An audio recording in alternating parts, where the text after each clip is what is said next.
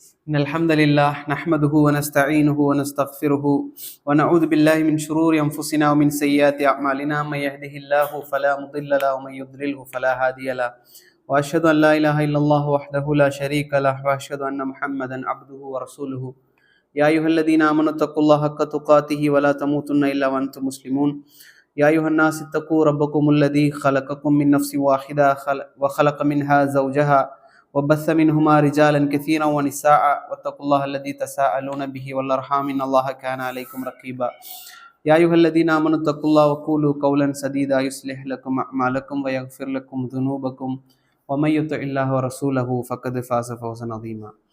எல்லா புகழும் அகிலங்கள் அனைத்திற்கும் ஏகரைவனாகிய தூணின்றி வான் படைத்த அல்லாஹ் ரப்புல் ஆலமீன் ஒருவனுக்கு உரித்தானதாகும்.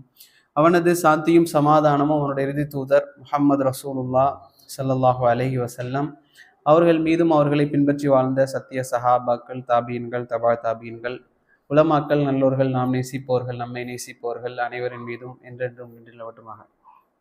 இல்லாமல் அல்லாஹ்வின் நல்லடியார்களே, கடந்த வாரங்களில் நாம் இமாம் இமாம் அபு ஹனீஃபா ரஹிமஹுல்லா, அதே போல் இமாம் மாலிக், அதுக்கு பிறகு யார், இமாம் ஷாஃபி ரஹிமஹுல்லா, ஈசா அலைஹிஸ்ஸலாம் இடையில பார்த்தோம், தேவை ஏற்பட்டதுனால. இப்போ கடைசியாக 4வது இமாமாக இமாம் அஹ்மது இப்னு ஹம்பல் ரஹிமஹுல்லா அவர்களை பற்றி. இமாம் அஹ்மது இப்னு ஹம்பல் ரஹிமஹுல்லா அவர்களுடைய பேரை பொறுத்த வரைக்கும் அஹ்மது தான். நம்ம பார்த்தோம். இமாம் அபு ஹனீஃபாவுடைய பேர் யாருக்கா ஞாபகம் இருக்கா? நுமான் இப்னு சாபித். இமாம் அபு ஹனீஃபா ரஹிமஹுல்லாவுடைய பேர். இமாம் மாலிக்குடைய பேர் மாலிக் தான். மாலிக் இப்னு அனஸ் இப்னு மாலிக். மாலிக் இப்னு அனஸ் இப்னு மாலிக். இமாம் ஷாஃபியுடைய பேர் முகமது இப்னு இத்ரீஸ், வாப்பா பேர் இத்ரீஸ். இமாம் புகாரியோட பேர் முகமது இப்னு இஸ்மாயில், முகமது தான். இமாம் புகாரியுடைய பேரும் முகமது தான், இமாம் ஷாஃபியுடைய பேரும் முகமது தான். முகமது இப்னு இத்ரீஸ் இமாம் ஷாஃபியோடைய பேர், முகமது இப்னு இஸ்மாயில் இமாம் புகாரியோட பேர். சரி, இப்போ இமாம் அஹ்மதுடைய பேர் அஹ்மது இப்னு முஹம்மத் இப்னு ஹம்பல். நம்ம சொல்லுவோம் அஹ்மது இப்னு ஹம்பல்னு சொல்லுவோம். இப்போ அஹ்மது இப்னு ஹம்பல் இல்லை, உண்மையா அது தாத்தாவுடைய பேரை வச்சு சொல்றதுனால அப்படி இருக்கு. முகமது இப்னு ஹம்பல் அவங்களுடைய பையன் தான் யாருன்னா அஹ்மத். ஸோ அஹ்மது இப்னு முஹம்மது இப்னு ஹம்பல் இப்னு ஹிலால் இப்னு அசத் ஷைபானி அப்படிங்கிற முழு பேர். நம்ம தெரிஞ்சுக்க வேண்டியது அஹ்மது இப்னு முஹம்மது இப்னு ஹன்பல் அப்படிங்கிறது தான் இமாம் அஹ்மத் ரஹிமஹுல்லாவுடைய பெயர். இவங்களுக்கு குன்னியா, புனை பெயர் எல்லா இமாம்கள் சஹாபாக்கள் இருக்கிறது போல இவர்களுக்கும் குன்னியா இருக்கு, அபு அப்துல்லா. ஏன்னா அவருடைய பையன் அப்துல்லான்னு ஒருத்தர் இருந்தார். இதே பெயரை கொண்டவங்க இமாம் மாலிக். இமாம் மாலிக்குக்கும் அபு அப்துல்லான்னு சொல்லுவாங்க. இமாம் ஷாஃபிக்கும் அபு அப்துல்லா, இமாம் அஹ்மது இப்னு ஹம்பலுக்கும் அபு அப்துல்லா, அதே போல இமாம் புகாரிக்கும் அதே பேர் அபு அப்துல்லா அப்படிங்கிறது புனை பெயராக இருக்குது அப்படிங்கிறத தெரிஞ்சுக்கணும். அதே போல பிறந்த வருடத்தை பார்த்தீங்கன்னா ஹிஜ்ரி 164 பிறக்கிறாங்க. ஹிஜ்ரி 164, சரிங்களா? இமாம் அபு ஹனீஃபா பிறந்த வருஷம் 80. நான் திரும்ப கேட்கறது காரணம், நாம இமாம் அபு ஹனீஃபா அப்படின்னு சொன்னாலே நமக்கு அந்த காலம் ஞாபகத்துக்கு வரணும் அப்படிங்கிறதுக்காக தான், அந்த நோக்கம் தான். மற்றபடி இது இமாம்களோட பிறந்த வருடங்கள்லாம் ஞாபகத்துல வைக்கணுங்கிறதுக்காக இல்லை. ரசூலுல்லாஹி ஸல்லல்லாஹு அலைஹி வஸல்லம் அவர்கள் அந்த ஹிஜ்ரி 10, 12 அந்த காலங்கள்ல இருந்து எவ்வளவு நெருக்கமா இருக்கிறாங்க அப்படிங்கிறது. அப்ப இமாம் அபு ஹனீஃபா 80ல பிறக்கிறாங்க, 150ல மரணிக்கிறாங்க.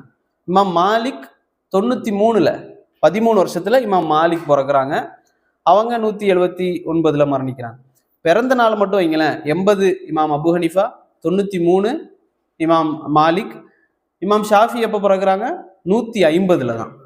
எப்போ இமாம் அபு ஹனீஃபா 150ல மரணிக்கிறாங்களோ அதே வருஷம் இமாம் ஷாஃபி பிறக்கிறாங்க 150ல. அதுக்கு 14 வருஷத்துக்கு பிறகு இமாம் அஹ்மது இப்னு ஹம்பல் 164ல பிறக்கிறாங்க. இமாம் புகாரி 194ல பிறக்கிறாங்க. நம்ம இமாம் புகாரியை பற்றி கொஞ்ச நாள் ஆச்சு படிச்சு, ஒரு 3 மாதம் மேலாச்சுன்னு நினைக்கிறேன். இமாம் புகாரி 194ல பிறக்கிறாங்க, ஒரு 30 வருஷத்துக்கு பிறகு. இமாம் அஹ்மதுக்கு 30 வருஷத்துக்கு பிறகு. அப்போ இமாம் அஹ்மது இப்னு ஹம்பல் ஹிஜ்ரி 164 என்ன செய்யறாங்கன்னா பக்தாத்ல பிறக்கிறாங்க. பக்தாத் அன்னைக்கு பார்த்தீங்கன்னா பெரும் படித்த மக்கள் வாழ்ந்த இடமாக இருந்துச்சு.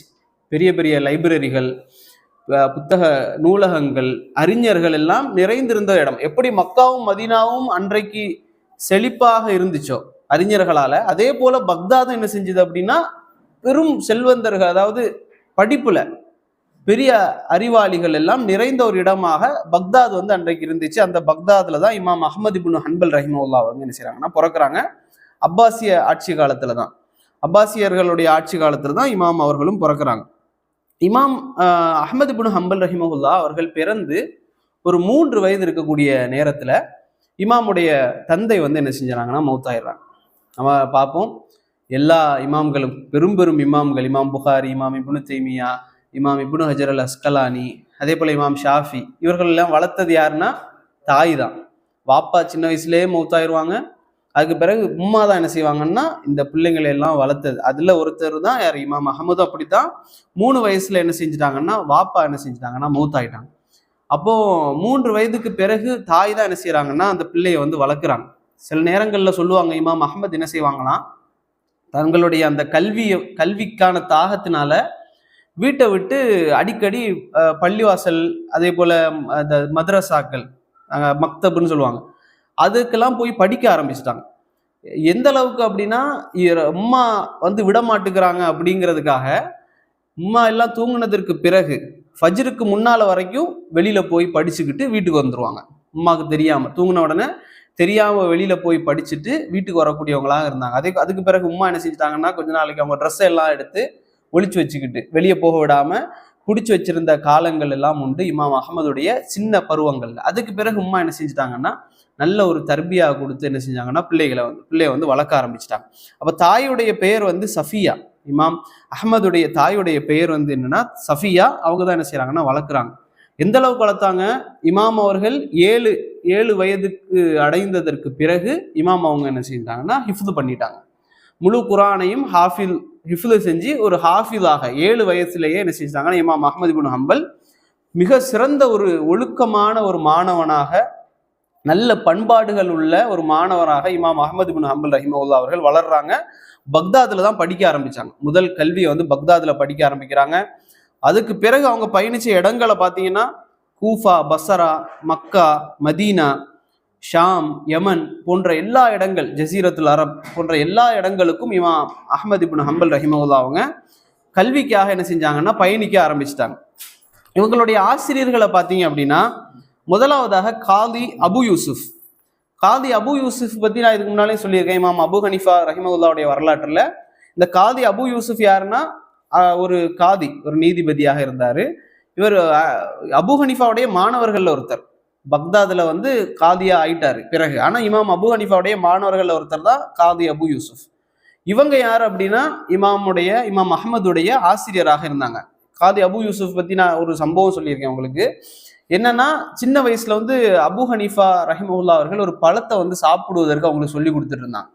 அப்போ உம்மா வந்து கேட்பாங்க, என் பிள்ளைய வந்து இந்த மீன் பிடிப்பதற்கு அதுக்கெல்லாம் விட வேண்டியதானே, ஏன் இந்த மாதிரி படிப்புன்னு சொல்லி அந்த பிள்ளைய படிக்க வைக்கிறீங்க, இவன் இதெல்லாம் இதை படிச்சு என்ன பண்ண போறான், இந்த நீங்க சொல்லிக் கொடுக்குறீங்க இந்த மாதிரி பழங்களை வந்து சாப்பிடுவதற்கு சொல்லி கொடுக்குறீங்க, இந்த பழங்கள்லாம் அவன் என்ன சாப்பிடவா போறான், இதுக்கு என்ன சம்பந்தம், அதெல்லாம் வந்து அரச பரம்பரையில இருக்கிறவங்க சாப்பிடுறது அப்படின்னு சொல்லி உம்மா என்ன செஞ்சாங்கன்னா சொல்லுவாங்க இமாம் அபு ஹனீஃபா இடத்துல. ஆனாலும் இந்த காதி அபு யூசுப் என்பவர் படிக்க ஆரம்பிச்சு கடைசியில எந்த நிலைமைக்கு போயிட்டாருன்னா நீதிபதியுடைய அந்தஸ்துக்கு போயிட்டார். சின்ன சின்ன நீதிபதிகளுக்கெல்லாம் பெரிய நீதிபதியாக அந்த மாதிரி ஒரு பொசிஷன் போயிட்டார். அதுக்கு பிறகு ஒரு நாள் அவர் அரசவையில உட்கார்ந்து இருக்கிற நேரத்துல அந்த பழம் கொண்டு வரப்படுது. உம்மா சொன்ன அந்த பழம் கொண்டு வரப்படுது. அதை பார்த்து சிரிச்சாரு. இமாம் அவங்க என்ன செஞ்சாங்கன்னா காதி அபு யூசுப் சிரிச்சாங்க. அப்ப கேட்டாங்க, ஏன் சிரிக்கிறீங்க அப்படி? அப்ப இந்த கதையெல்லாம் சொல்லி அவங்க சொன்னாங்க, எம்மா வந்து இந்த பழத்தை எல்லாம் நீ எப்ப சாப்பிட போற, இந்த மாதிரி மார்க்க கல்வியெல்லாம் படிச்சா நீ எப்போ இந்த பழத்தை எல்லாம் சாப்பிட முடியும் அப்படின்னு சொல்லி கேட்டாங்க. ஆனா இன்னைக்கு என் கண்ணுக்கு முன்னால் அது வந்து கொண்டு தரப்படுவதை நான் பார்க்கிறேன் அப்படின்னாங்க. அப்போ அந்த இடத்துல வந்து என்ன செஞ்சாங்கன்னா அல்லாஹ் என்ன செஞ்சான், கொண்டு வந்து சேர்த்தான். அவனுடைய மார்க்க கல்விக்காக கொடுக்கக்கூடிய அந்தஸ்து என்ன அப்படின்னா அல்லாஹ் ரபுல் ஆலமீன் அதை கொண்டு வந்து காதி அபு யூசுஃப்க்கு கொண்டு வந்து சேர்த்தான். இவங்க தான் காதி அபு யூசுப். இவங்கள்ட்ட இமாம் அவர்கள் என்ன செஞ்சாங்கன்னா படிச்சாங்க. அதே போல இமாமுடைய முக்கியமான ஒரு ஆசிரியர் தான் இமாம் ஷாஃபி ரஹிமஹுல்லா. இமாம் ஷாஃபி நம்ம படித்தோம். இமாம் ஷாஃபியுடைய ஒரு மாணவர் தான் இமாம் அஹமத். நம்ம போன கிளாஸ்ல கூட சொன்னோம். இமாம் ஷாஃபியை பற்றி இமாம் ஷாஃபி வந்து துவா செய்வாங்க அடிக்கடி. இமாம் ஷாஃபியை வந்து அஹ்மது பின் ஹம்பல் ரஹிமவுல்லா அவர்கள் அடிக்கடி துவால வந்து ஞாபகப்படுத்திட்டே இருப்பாங்க. இமாம் ஷாஃபிக்கு அல்லாஹ் அதை கொடுக்கட்டும் இதை கொடுக்கட்டும் இப்படி சொல்லி அதிகமாக இமாமுக்காக துவா செஞ்சுக்கிட்டே இருப்பாங்க. அந்த அளவுக்கு நெருக்கம் இமாம் ஷாஃபியும் இமாம் அஹ்மது பின் ஹம்பலும் மிக நெருக்கமானவர்கள். அதே போல யஹ்யா இப்னு மயீன் அப்படிங்கிற ஒரு ஆசிரியர் இருந்தாரு. இந்த யஹ்யா இப்னு மயீனும் அஹ்மது பின் ஹம்பலும் ஆசிரியர் மாணவராக இருந்தாலும் நல்ல ஒரு நண்பர்களாக இருந்தாங்க. சிறந்த ஒரு நண்பர்கள், எங்க போனாலும் சேர்ந்து போறது, எங்க போனாலும் சேர்ந்து படிக்க போறது, இந்த மாதிரியே இருந்தாங்க யஹ்யா இப்னு மயீன். சரிங்களா? அதே போல சுஃபியான் இப்னு உயைனா, இவங்க வந்து இமாம் ஷாஃபியுடைய ஆசிரியராகவும் இருந்தாங்க, அஹ்மதுக்கும் ஆசிரியராக இருந்தாங்க. அதே போல வலீத் இப்னு முஸ்லிம், ஹுசைன் இப்னு பிஷ்ர் தான் இவருடைய முதல் மாணவர் பக்தாதுல, ஆசிரியர், முதல் ஆசிரியர் பக்தாதுல. அவங்கள்ட்டையும் இமாம் அவர்கள் படிச்சாங்க. மொத்தம் சில பேர் சொல்லுவாங்க 286க்கு பிளஸ் அப்படின்னு சொல்லி. ஆனா அதிகாரப்பூர்வமா அந்த ஆதாரப்பூர்வமான செய்தி 414 ஆசிரியர்களுக்கு மேலாக இமாம் அவங்க என்ன செஞ்சாங்கன்னா நேரடியாக உட்கார்ந்து என்ன செஞ்சிருக்காங்கன்னா படிச்சிருக்கிறாங்க. 414 ஆசிரியர்கள், அதுல ஒரு பெண் ஆசிரியரும் இருக்காங்க. இமாம் அஹ்மதுக்கு ஒரு பெண் ஆசிரியர் உஸ்தாதாவும் இருந்திருக்கிறாங்க. அவங்க பேரு ஆபிதா அல் மதனியான்னு சொல்லி ஒரு பெண் உஸ்தாதாவும் இமாம் அஹ்மது அவர்களுக்கு இருந்திருக்கிறாங்க. நம்ம நினைச்சிடக்கூடாது நேருக்கு நேராக உட்காந்து படிக்கிறதுன்னு இல்லை, திரை போட்டு எந்த அளவுக்கு மார்க்கம் பேணப்படுமோ அந்த அளவுக்கு பேணப்பட்டு இமாம் அவங்க அந்த பெண் உஸ்தாதாவிடத்திலையும் படித்ததாக தபகாத் அல் ஹனாபிலா அதே போல சீரு அலாமின் நுபலால பதிவு செய்யப்படுது. இப்போ இமாம் அவர்கள் இந்த மாதிரி ஆசிரியர்கள்ட்ட பெரும்பாலான ஆசிரியர்கள்ட்ட படிக்க ஆரம்பிச்சு ஒரு கட்டத்துக்கு மேல எந்த அளவுக்கு போயிட்டாங்கன்னா, இந்த முஹத்திஸ்கள், இவர்கள்லாம் ஹதீஸ் துறை அறிஞர்கள், இந்த முஹத்திசீன்களுக்கெல்லாம் அறிஞராக ஆயிட்டாங்க. படிச்சு ஒரு கட்டத்துல இந்த முஹத்திசீன்களுக்கு எல்லாம் ஆசிரியராக மாறிட்டாங்க. இப்ப நாம ஆசிரியர்கள்னு சொன்ன பட்டியல்ல வரக்கூடியவர்கள் எல்லாமே மேக்சிமம் என்ன செய்வாங்கன்னா மாணவர்களுடைய பட்டியல்ல வருவாங்க. அந்த மாதிரி இமாம் அஹ்மது அந்த அளவுக்கு படிப்புல வந்து முதிர்ச்சி அடைஞ்சிட்டாங்க.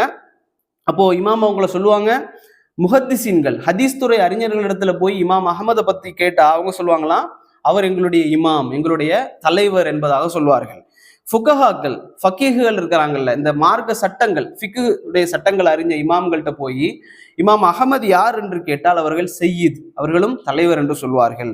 அதே போல ஹாஃபிதுகள், மனனம் செய்யக்கூடிய அந்த ஹாஃபிதுகளிடத்தில் போய் இமாம் அஹ்மது யார் என்று கேட்டால் அவர்கள் எங்களுடைய தலைவர் என்று சொல்வார்கள். அதே போல வீரர்களிடத்தில் கேட்டால் அவர்கள் ராயித், எங்களுடைய படை தளபதி என்று சொல்வார்கள். அதே போல கொள்கையில் உறுதியாக இருக்கக்கூடிய அந்த மக்களிடத்தில், ஏகத்துவத்தில் உறுதியாக இருக்கக்கூடிய, கொள்கைக்காக பாடுபடக்கூடிய அந்த மக்களிடத்தில் இமாம் அஹ்மதை போய் கேட்டால் அவர்கள் சொல்வார்கள் எங்களுடைய ராஜா என்பதாக இமாம் அஹ்மது ரஹிமஹுல்லா அவர்களை சொல்வார்கள். இமாம் அல் ஹர்பி அவங்க சொல்றாங்க, அஹ்மது ரஹிமஹுல்லா அவர்களை நான் பார்த்தேன், இவர்களுக்கு முன்னால் சென்ற அறிஞர்கள் பின்னால் வரக்கூடிய அறிஞர்களுடைய அனைவருடைய அறிவையும் ஒருங்கே பெற்றவர்களாக இருந்தார்கள் அப்படின்னு சொல்றாங்க. அதாவது இதற்கு முன்னால சென்ற அறிஞர்களையும் சரி, இதற்கு பின்னால வரக்கூடிய அறிஞர்களுடைய அறிவையும் மொத்தமாக பெற்ற ஒரு மனிதராக இமாம் அஹ்மது இருந்தார்கள். ஏன் அப்படின்னு சொன்னா, அவங்க வந்து மனனம் செஞ்ச ஹதீஸ்கள் அவ்வளவு, அவர்கள் தொகுத்த ஹதீஸ்கள் அவ்வளவு. அந்த இமாம் அஹ்மதுடைய ஒரு புத்தகம் இருக்கு, முஸ்னத் அஹ்மதுன்னு சொல்லி, அதுல கிட்டத்தட்ட ஒரு 30,000 ஹதீஸ்கள் வருது. 40,000 மொத்தம், அதுல 30,000 திரும்ப வரும். அப்படி ஒரு 40,000 ஹதீஸ்களை கொண்ட ஒரு புத்தகம் அந்த முஸ்னத் அஹ்மத். சரிங்களா? அப்போ எந்த அளவுக்கு ஹதீஸ்களை மனனம் செஞ்சிருப்பாங்க. அவங்க சொல்லுவாங்க, அவருடைய மகனிடத்துல சொல்லுவாங்க, நீ எனக்கு சில ஹதீஸ்களை சொல்லு, அதனுடைய அறிவிப்பாளர்களை நான் சொல்றேன், நீ எனக்கு சில அறிவிப்பாளர்களை சொல்லு, அவர் சொன்ன ஹதீஸ்களை நான் உனக்கு சொல்றேன். அந்த அளவுக்கு பாண்டித்யம் பெற்றவர்களாக இமாம் அஹ்மது ரஹிமஹுல்லா அவர்கள் இருந்தார்கள். இமாம் ஷாஃபி என்ன செஞ்சாங்க அப்படின்னா, பக்தாதுக்கு போனாங்க. பக்தாதுக்கு போயிட்டு 2 வாட்டி போனாங்க. இமாம் அவங்களே சொல்றாங்க, இமாம் ஷாஃபி சொல்றாங்க, பக்தாதுக்கு நான் 2 முறை போயிருக்கிறேன். அங்கிருந்து நான் திரும்ப வரக்கூடிய நேரத்துல இனி பக்தாதுக்கு போக மாட்டேன் என்று முடிவு செஞ்சு அங்கிருந்து திரும்ப வரக்கூடிய நேரத்தில் அங்கு அஹ்மத் ரஹிமஹுல்லா அவர்களை போன்று தக்குவாவிலும் ஃபிக்ஹுனுடைய அறிவிலும் உயர்ந்த ஒருத்தரை நான் பார்த்ததில்லை அப்படின்றாங்க. இமாம் ஷாஃபி என்ன சொல்றாங்க, ஒரு உஸ்தாதுட்ட இருந்து ஒரு நல்ல பெயர் வருது, உஸ்தாத் என்ன செய்யறாரு, அங்கீகரிக்கிறார். சொல்லுவாங்கல்ல, ஒரு தந்தை பாராட்டுவதை விட ஒரு ஆசிரியர் பாராட்டுவது என்பது ஒரு பெரிய ஒரு மகத்துவமானது. அப்ப இமாம் ஷாஃபி சொல்றாங்க, நான் பக்தாதை விட்டு நான் போறேன், தக்குவாலையும் ஃபிக்ஹுகளையும் ஒரு ஆள் உங்களுக்கு வேணுமா, இவரை பிடிச்சுக்கோங்க, இமாம் அஹ்மதை நீங்க பிடிச்சுக்கோங்க என்று சொல்லி இமாம் ஷாஃபி ரஹிமஹுல்லா அவர்கள் என்ன செய்யறாங்க அப்படின்னு சொன்னா ஒரு சர்டிபிகேட் கொடுக்குறாங்க. அதே போல இமாமுடைய ஒரு ஆசிரியர் அலி இப்னு மதினி கேள்விப்பட்டிருக்கீங்களா? முன்னால் நிறைய வாட்டி சொல்லியிருக்கிறேன். அலி இப்னு மதனி யாருன்னா இமாம் புகாரியுடைய ஆசிரியர். சரிங்களா? இமாம் புகாரியுடைய ஆசிரியர். இமாம் புகாரி தெரியும்ல எல்லாருக்கும்? இமாம் புகாரி தெரியும். இமாம் புகாரி எவ்வளவு பெரிய ஆளு? பெரிய ஒரு ஆள். குரானுக்கு அடுத்தபடியாக புகாரி, சஹீல் புகாரின்னு சொல்லக்கூடிய அளவுக்கு பெரிய ஒரு இமாம். அந்த இமாம் புகாரி என்ன சொல்லுவாங்க அப்படின்னா, நான் அலி இப்னு மதனியை பார்த்தேன் அப்படின்னா நான் சின்ன குழந்தை மாதிரி மாறிடுவேன் அப்படின்றாங்க. நான் அறிவுல நான் இமாம் அலி இப்னு மதனியை பார்த்தேன்னா நான் சின்ன பிள்ளை மாதிரி என்ன நான் உணர்வேன். ஏன்னா அந்த அளவுக்கு அலி இப்னு மதனியுடைய அறிவு இருந்துச்சு அப்படின்னு சொல்லி புகாரி சொல்லுவாங்க. அந்த அலி இப்னு மதனி சொல்றாங்க, இன்னல்லாஹ அஸ்ஸல் இஸ்லாம் ரஜுலைன், அல்லாஹ் 2 பேரை கொண்டு இந்த மார்க்கத்தை என்ன செஞ்சான்? கண்ணியப்படுத்தினான், பாதுகாத்தான் அப்படின்னு சொல்றாங்க. 2 பேரை கொண்டு பாதுகாத்தான். ஒன்று யாரு அப்படின்னா அபூபக்கர் ரலியல்லாஹு அன்ஹு அவர்கள், இன்னொன்று அஹமது அப்படின்னு சொல்றாங்க, அஹமது இப்னு ஹம்பல். ஏன் அப்படின்னா, ஒன்று அபூபக்கர் ரலியல்லாஹு அன்ஹு அவர்கள் ரசூல் ஸல்லல்லாஹு அலைஹி வஸல்லம் அவர்கள் மரணித்ததோடு நிறைய ஃபித்னாக்கள் வந்துச்சு. அதுல ஒரு ஃபித்னா, ஒருத்தங்க என்ன செய்யறாங்க அப்படின்னு சொன்னா முர்ததா போயிடறாங்க, இஸ்லாத்தை விட்டு என்ன செய்யறாங்கன்னா வெளியேறாங்க. இன்னொருத்தங்க என்ன செய்யறாங்க, ஜக்காத்து கொடுக்க மாட்டேன் அப்படின்னு சொல்லி ஒரு குரூப் என்ன செய்யுது, அப்படியே பிரியுது. மூன்றாவது நிறைய பொய் நபிகள் உருவாகிறாங்க, நானும் நபி தான் அப்படின்னு சொல்லி பொய் நபிகள். இந்த 3 பேரையும் சேர்த்து எல்லாரும் நினைச்சாங்க உமர் தான் கடுமையானவர், அபூபக்கர் ரொம்ப சாஃப்ட், அப்படிதான் உண்மையாவே. ஆனா ஆட்சிக்கு வந்ததற்கு பிறகு அபூபக்கர் யார் என்பதை அவங்க பார்த்தாங்க. அபூபக்கர் எந்த அளவுக்கு நிர்வாக திறமை உள்ளவர் அப்படிங்கிறத பார்த்தாங்க. உமர் என்ன ஆயிட்டாருன்னா ரொம்ப சாஃப்ட் ஆயிட்டார். ஆட்சிக்கு வந்ததற்கு பிறகு பயங்கர சாஃப்ட். ஆனா மார்க்கத்துல விட்டு கொடுப்பு அப்படி இல்லை. மார்க்கத்துல 2 பேருமே விட்டு கொடுப்பு இல்லை. ஆனா ரொம்ப சாஃப்டான குணமுடையவரா உமரானா. ஆனா அபூபக்கர் என்ன செஞ்சுட்டாங்கன்னா அந்த இடத்துல பயங்கர ஸ்ட்ரிக்டா இருந்தாங்க. போருக்கு நபி அவங்க மவுத்தாகிற நேரத்துல ஒரு படை போருக்கு போயிருந்துச்சு. அவங்க சொன்னாங்க நாங்க போகல, திரும்பி வந்துடும். அபூபக்கர் சொன்னார் போங்க, விடக்கூடாது அப்படின்னாங்க. அப்ப அந்த அளவுக்கு அபூபக்கர் என்ன செய்தார்னா இஸ்லாத்தை அந்த இடத்தில் தூக்கி நிப்பாட்டினார். அதே போல இமாம் அஹமது ரஹிமஹுல்லா அவர்களுடைய காலத்துல முஅ்தஸிலாக்கள் என்ற ஒரு கூட்டம் என்ன செஞ்சுன்னா பெரும் அளவுக்கு உருவெடுத்துச்சு. கிட்டத்தட்ட எல்லா அறிஞர்களுமே அரசுக்கு கட்டுப்படக்கூடிய அளவுக்கு அல்லது மௌனமாக இருக்கக்கூடிய அளவுக்கு போயிட்டாங்க. அந்த இடத்துல ஒரே தனி மனிதராக இருந்து இமாம் அஹமது ரஹிமஹுல்லா அவர்கள் மார்க்கத்தை காப்பாற்றினார்கள் என்று சொல்லி அலி இப்னு மதனி ரஹிமஹுல்லா அவர்கள் சொல்றாங்க. ஏன் அப்படின்னா, இமாம் அஹமதுடைய காலத்துல மஅமூன் அப்படின்னு சொல்லி ஒரு கலீஃபா இருந்தார். முதல்ல ஹாரூன் ரஷீத் அவர் அவருடைய முதல் பீரியட்ல ஹாரூன் ரஷீத் அப்படிங்கிற ஒரு கலீஃபா இருக்கிறாரு. அதற்கு பிறகு அமீன் அப்படிங்கிறவர் வராரு. அதற்கு பிறகு மஅமூன் அப்படிங்கிறவர் வராரு. மோத்தசீம் அப்படிங்கிறவர் வராரு. முத்தவக்கீல் எப்படி வர்றாங்க வைங்களேன். இதுல இமாம் அவர்களுடைய அந்த மஅமூன் அப்படிங்கிறவருடைய அந்த காலத்துல ஒரு பெரிய ஒரு பிரச்சனை உருவாகுது. என்ன பிரச்சனை அப்படின்னு சொன்னா, குர்ஆன் படைக்கப்பட்டதா இல்லையா அப்படிங்கிற ஒரு பிரச்சனை. இமாம் அஹமது ரஹிமஹுல்லாவுடைய காலத்துலதான் அந்த பிரச்சனை ஃபர்ஸ்ட் வருது. எப்போ ஹிஜ்ரி 198 அந்த காலகட்டங்கள்ல குர்ஆன் படைக்கப்பட்டதா இல்லையா அப்படிங்கிற ஒரு பிரச்சனை வருது. இந்த பிரச்சனைகளை நாம நினைப்போம் இது என்ன பெரிய பிரச்சனையா அப்படின்னு நினைப்போம், அப்படிதானே? குர்ஆன் படைக்கப்பட்டதா இல்லையா அப்படிங்கிறது என்ன பிரச்சனை? படைக்கப்பட்டதுன்னு சொன்னா என்ன பிரச்சனை? படைக்கப்படவில்லை என்று சொன்னா என்ன பிரச்சனை? அந்த காலகட்டத்துல பாத்தீங்கன்னா இந்த முஅ்தஸிலாக்கள் தான் இந்த சிந்தனையை கொண்டு வர்றது. முஅ்தஸிலாக்கள் அரசுக்கு ரொம்ப நெருக்கமா இருந்தாங்க. ஏன் அப்படின்னா தர்க்க ரீதியாக நிறைய வாதங்கள் எடுத்து வச்சாங்க. கேட்கறதுக்கு நல்லா இருக்கும். அரபுல ஒரு பழமொழி மாதிரி சொல்லுவாங்க, குல்லு ஜதீதுன் லதீதுன் அப்படிம்பாங்க. எல்லா புதுமையும் ஸ்வீட்டா இருக்கும் அப்படின்னாங்க. எல்லாம் எது புதுசா வருதோ அது ஸ்வீட்டா இருக்கும், அப்படித்தானே? கல்யாணத்துல அப்படித்தானே? எல்லா புதுமையும் இனிப்பானது அப்படின்னு சொல்லுவாங்க. இதே போல இந்த தர்க்க ரீதியாக புது புது கருத்துக்களை இஸ்லாத்துக்கு எடுத்து சொல்லக்கூடிய நேரத்துல இந்த முஅ்தஸிலாக்கள் எடுத்து சொல்றாங்க. அந்த அரசர்கள் எல்லாம் ஆமா மாஷா அல்லாஹ் இது நல்ல கருத்தாச்சு அப்படின்னு சொல்லி முஅ்தஸிலாக்கு முழுமையாக கட்டுப்படக்கூடியவர்களாக இருந்தார்கள். இன்றைக்கும் நிறைய குரூப்ஸை நீங்க பார்க்கலாம், புது புது கருத்துக்கள் எல்லாம் சொல்லுவாங்க. தஜ்ஜால்னா டிவி தான், அதுதான், இதுதான், யஜூஜ் மஜூஜ்னா இதுதான், இப்படிங்கிற மாதிரி எல்லாம் கேட்க சூப்பரா இருக்கே மாஷா அல்லாஹ், புதுசு புதுசா இருக்கே அப்படிங்கிற மாதிரி. ஆனா என்ன முழுசா வழிகேடு. ஆனா இந்த முஅ்தஸிலாக்கள் என்ன சொன்னாங்க அப்படின்னு சொன்னா, குர்ஆன் படைக்கப்பட்டது அப்படின்னு சொன்னாங்க. நீங்க சொல்லுங்களேன், குர்ஆன் படைக்கப்பட்டதுன்னு சொன்னா என்ன பிரச்சனை? எல்லாரும் சொல்லுங்களேன் ஏதாவது ஒரு கருத்தை. குர்ஆன் படைக்கப்பட்டதுன்னு நம்ம சொன்னா என்ன பிரச்சனை? இமாம் அவங்க சொன்னாங்க நான் உயிரே போனாலும் சொல்ல மாட்டேன்னாங்க. என்ன காரணம் யோசிச்சு சொல்லுங்களேன். குர்ஆன் படைக்கப்பட்டது அப்படின்னு சொன்னா என்ன பிரச்சனை வரும்? கொள்கை ரீதியா என்ன பிரச்சனை? ஓகே, வஹீனால இறக்கப்பட்டது. ஓகே, அல்லாஹ் வந்து படைச்சு இறக்குனான்னு சொன்னா என்ன பிரச்சனை? நீ சொல்லுங்க.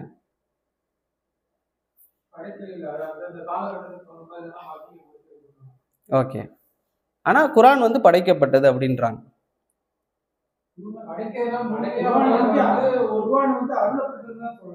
ஓகே, வார்த்தையில பில என்ன பிரச்சனை வரும்னு கேட்கிறேன். என்ன கொள்கை ரீதியா என்ன பிரச்சனை? ஓகே ஓகே ஒவ்வொரு காலகட்டத்திலும் தொகுக்கப்பட்டது. அதாவது ஒவ்வொரு காலகட்டங்களிலும் வந்து அந்தந்த காலகட்டங்களுக்கு தேவையான ஓகே. இதெல்லாம் வந்து என்ன ஓகே எல்லாம் கரெக்டா சொல்றீங்க. ஆனா என்ன கேட்கிறேன்னா, எல்லாம் தொகுக்கப்பட்ட முறையை சொல்றீங்க. அப்படி ஒரே அடியா இறக்கப்பட்டிருந்தாலும், இப்ப நீங்க சொன்னீங்கல்ல காலங்காலமாக பிரிச்சு பிரிச்சு கொடுக்கப்பட்டது. 23 ஆண்டு காலமா ரசூலுல்லாஹி ஸல்லல்லாஹு அலைஹி வஸல்லம் அவர்களுக்கு மக்கால 10, 14, 13 சொல்லி பிரிச்சு பிரிச்சு இறக்கப்பட்டது. இதே ஒரே நாள்ல இறக்கப்பட்டிருந்தா கூட இதை படைக்கப்பட்டதுன்னு சொல்ல முடியுமானா சொல்ல முடியாது. என்ன பிரச்சனை அப்படின்னா, முஅத்தஸிலாக்களுடைய கொள்கை என்ன அப்படின்னா, அல்லாஹ்வுக்கு வந்து சிஃபத்து கிடையாது அப்படிங்கிற. சிஃபத்துனா என்ன? பண்புகள். அல்லாஹ்வுக்கு வந்து பண்பு கிடையாது அப்படிங்கிறது முஅத்தஸிலாக்களுடைய கொள்கை. சரிங்களா? என்ன கொள்கை? சிஃபத்துனா என்ன அப்படின்னா, அல்லாஹ் வந்து பேச மாட்டான் அப்படிங்கிற ஒரு கொள்கை. முஅத்தஸிலாக்களுடைய கொள்கை, அல்லாஹ் என்ன செய்ய மாட்டான்? பேச மாட்டான். அல்லாஹுவை நாம பார்க்க முடியாது. இப்படிங்கிறதெல்லாம் வந்து முஅத்தஸிலாக்களுடைய கொள்கையாக இருந்துச்சு. எல்லா சிஃபத்துகளையும் என்ன செய்வாங்க அப்படின்னு சொன்னா மறுப்பாங்க. இது முஅத்தஸிலா. இன்னொருத்தங்க இருக்காங்க அஷ்அரியா அப்படின்னு சொல்லிட்டு. அஷ்அரியானா என்னன்னா, அவங்க சொல்லுவாங்க அல்லாஹுவை நாங்க என்ன செய்யலாம்? பார்க்கலாம். அல்லாஹுவை நாங்க பார்க்கலாம், ஆனா கண்ணால பார்க்க முடியாது, கல்பால பார்க்கலாம். இப்படிங்கிற ஒரு கொள்கை முஅத்தஸிலாக்கு உள்ள இருந்து பிரிஞ்சு போன ஒரு கொள்கை அஷ்அரியா. சரிங்களா? இதை வச்சுக்கோங்க. இதுக்கு அவங்க வைக்கக்கூடிய ஆதாரத்தை பார்த்தீங்கன்னா, ஒரு ஆதாரம் குர்ஆன்ல இருந்து ஆதாரம் என்ன? மூசா அலைஹிஸ்ஸலாம் அவர்களிடத்துல அல்லாஹ் சொல்றான், லன் தரானி, நீ என்ன பார்க்க முடியாது அப்படின்றான் அல்லாஹ். மூசா அலைஹிஸ்ஸலாம்ட்ட அப்படித்தானே சொன்னா, நீ என்ன பார்க்க முடியாதுன்றான். ரெண்டாவது என்ன அப்படின்னா, ஆயிஷா ரதியல்லாஹு அன்ஹா சொல்றாங்க, யாரெல்லாம் அல்லாஹ்வுடைய தூதர் ஸல்லல்லாஹு அலைஹி வஸல்லம் அவர்கள் அல்லாஹுவை மிஅராஜில் கண்டார்கள் என்று சொல்கிறார்களோ அவர்கள் பொய் சொல்கிறார்கள் அப்படின்னு சொல்லி ஆயிஷா ரதியல்லாஹு அன்ஹாவுடைய ஒரு ஹதீஸ் இருக்கு. ரசூல் ஸல்லல்லாஹு அலைஹி வஸல்லம் அவங்க சொல்றாங்க, அல்லாஹ் வந்து நூர், அல்லாஹ் என்பது ஒளியானவன், அவனை எப்படி என்னால பார்க்க முடியும் அப்படின்னு கேட்கிறாங்க. இந்த மாதிரி ஆதாரங்களை எல்லாம் வச்சு அல்லாஹுவை வந்து பார்க்க முடியாது. அல்லாஹ் அர்ஷுன்னு ஒண்ணு இருக்கு, நம்மளாம் சொல்லுவோமே அர்ஷுக்கு மேல இருக்கிறான், அர்ஷுங்கிறதெல்லாம் ஒன்றும் கிடையாது. அல்லாஹ் வந்து சில பேர் சொல்லுவாங்க எல்லா இடத்துலயும் இருக்கிறான்னு சொல்லுவாங்க பொதுமக்கள். ஆனா இந்த கொள்கையில அஷ்அரியா கொள்கையில இருக்கிற அந்த மக்கள் என்ன செய்வாங்கன்னா, அல்லாஹ் வந்து எங்கேயோ இருக்கிறான், அவனை நம்மளால பார்க்க முடியாது, அவன் பேச மாட்டான். எதுக்காக இதெல்லாம் சொல்றாங்க அப்படின்னா, மனிதன் தான் பேசுவான், மனிதனுக்கு தான் பேசக்கூடிய தேவை இருக்கு, அல்லாஹ்வுக்கு பேச வேண்டிய தேவை இல்லை. இப்படிங்கிற மாதிரி ஒரு கொள்கை, அல்லாஹ்வை கண்ணியப்படுத்துறோங்கிற பேர்ல அது மார்க்கத்துக்கு இல்லாதது. இப்படி ஒரு கொள்கையை வச்சுதான் இதனால தான் என்ன சொல்றாங்க, அல்லாஹ் பேசியது தானே குர்ஆன், அல்லாஹ்வுடைய கலாம், அல்லாஹ்வுடைய பேச்சு அதுதான் குர்ஆன். அதனால இது படைக்கப்பட்டது, அல்லாஹ்வுடைய பேச்சு என்பது படைக்கப்பட்டது அப்படின்றாங்க. இதுதான் அந்த பிரச்சனை. சரிங்களா? இன்னைக்கு நீங்க வந்து ஊர்கள்ல இருக்குல்ல ஹனஃபி மதுஹப், ஷாஃபி மதுஹப்லாம் இருக்குல்ல, இந்த பள்ளிவாசலுக்கு இந்த அவங்களோட நீங்க போனீங்க அப்படின்னா, அவங்களுடைய மதுஹப் இருக்குல்ல ஃபிக்ஹ், சட்ட ரீதியாக மட்டும்தான் ஷாஃபியுடைய மதுஹபை பின்பற்றுவாங்க. சட்ட ரீதியாக மட்டும்தான் அபு ஹனீஃபா ரஹிமஹுல்லாவுடைய அந்த சட்டத்தை பின்பற்றுவாங்க. அக்கீதா பார்த்தீங்கன்னா அஷ்அரியா வந்து அவங்களுடைய அக்கீதா. ஏன் அப்படின்னு சொன்னா, இமாம் ஷாஃபி ரஹிமஹுல்லா சொல்றாங்க, அல்லாஹுவை புறக்கண்ணால் மனிதர்கள் பார்ப்பார்கள். எப்போ? மறுமை நாள்ல அல்லாஹுவை புறக்கண்ணால் அப்படின்னே சொல்றாங்க, அகக்கண்ணு கூட சொல்லல. அகக்கண்ணால் பார்ப்பது அப்படிங்கிறது அஷ்அரியாவுடைய கொள்கை. புறக்கண்ணால் பார்ப்பார்கள் அப்படிங்கிறது வந்து அஷ்அரியாவுக்கும் ஒரு கட்டு, முஅத்தஸிலாக்களுக்கும் இமாம் ஷாஃபி அவங்க என்ன செய்யறாங்கன்னா கட் பண்றாங்க. இமாம் ஷாஃபி சொல்றாங்க, அல்லாஹுவை மனிதர்கள் புறக்கண்ணால் பார்ப்பார்கள், அல்லாஹ் எங்க இருக்கிறான்? அர்ஷுக்கு மேலாக இருக்கிறான் அப்படின்னு சொல்லி இமாம் ஷாஃபி ரஹிமஹுல்லாஹ் அவங்க சொல்றாங்க. சரி, நம்ம என்ன ஆதாரம் சொல்றது? அல்லாஹ்வுடைய பேச்சு தான் கலாம் அப்படிங்கிறது. அல்லாஹ் ரப்புல் ஆலமீன் ஒரு வசனத்துல சொல்லுவான், நமக்கு எல்லாருக்கும் தெரிஞ்ச ஒரு வசனம் தான் குன் ஃபயகூன் அப்படின்னு கேள்விப்படுறோம், அப்படிதானே? அது என்ன அர்த்தம்? அல்லாஹ் ஆகு என்று சொல்கிறான், அல்லாஹ் ஆகு என்று சொன்னால் அது ஆகிவிடும் அப்படிங்கிறது தான். இங்கே அல்லாஹ் என்ன செய்யறான்? பேசுறான். ஆகு என்பது ஒரு பேச்சு, அல்லாஹ் என்ன செய்யறான்னா பேசுகிறான் அப்படிங்கிறது. இன்னொரு வசனத்தை பார்த்தீங்கன்னா, உஜூஹு யௌமஇதின் நாதிரா இலா ரப்பிஹா நாதிரா அப்படிங்கிற ஒரு வசனம் வரும். என்னன்னா, அந்த நாளில், அன்றைய நாளில், மறுமை நாள்ல வந்து சில முகங்கள் வெண்மையாக இருக்கும், அந்த முகங்கள் அல்லாஹ்வை பார்த்த வண்ணம் இருக்கும் அப்படின்னு சொல்லி குர்ஆன்ல வசனம் வரும், சூரா ரஹ்மான்லயும் வரும். அப்போ இந்த இடத்துல எல்லாம் அல்லாஹ் என்ன செய்யறான் அப்படின்னா தன்னை மனிதர்கள் பார்க்கலாம் என்கிறத சொல்றான். இன்னொரு ஹதீஸ்ல ரசூல் ஸல்லல்லாஹு அலைஹி வஸல்லம் சொல்றாங்க, அல்லாஹ்வை மனிதர்கள் வந்து என்ன செய்வாங்க, முஃமின்கள் வந்து அல்லாஹ்வை காண்பார்கள். அப்போ ஒருத்தர் கேட்கிறாரு, ஒரு சஹாபி வந்து கேட்கிறாரு, யார் ரசூலுல்லாஹ் அன்றைக்கு வந்து நிறைய கூட்டம் இருக்குமே முஃமின்கள், அன்றைக்கு வந்து அல்லாஹ்வை வந்து பார்க்கக்கூடிய நேரத்துல எங்களுக்கு வந்து இந்த டிஸ்டர்பன்ஸ் வராதா அப்படின்னு கேட்கிறாங்க. அப்ப ரசூல் ஸல்லல்லாஹு அலைஹி வஸல்லம் சொன்னாங்க, பௌர்ணமியினுடைய இரவுல, பாலைவன பூமியில பௌர்ணமியுடைய இரவுல கூட்டமாக நின்று எல்லாரும் நிலாவை பார்த்தீங்க அப்படின்னா, அந்த பௌர்ணமி நிலாவை பார்த்தீங்கன்னா யாருக்காவது டிஸ்டர்பன்ஸ் இருக்குமா அப்படின்னு அவங்க சொல்றாங்க, இல்ல. அதே போல மனிதர்கள் முஃமின்கள் என்ன செய்வீங்க, அல்லாஹ்வை பார்ப்பீர்கள் அப்படின்னு சொல்லி ரசூல் ஸல்லல்லாஹு அலைஹி வஸல்லம் சொல்றாங்க. இது எல்லாமே மறுப்பு என்ன, அல்லாஹ்வை பார்க்க முடியும் எப்போ, மறுமை நாள்ல. நமக்கு கொடுக்கப்பட்ட இந்த மனித கண்களால அல்லாஹ்வை பார்க்க முடியாது. அதுதான் மூசா அலைஹிஸ்ஸலாம் அவர்களுக்கு நடந்துச்சு.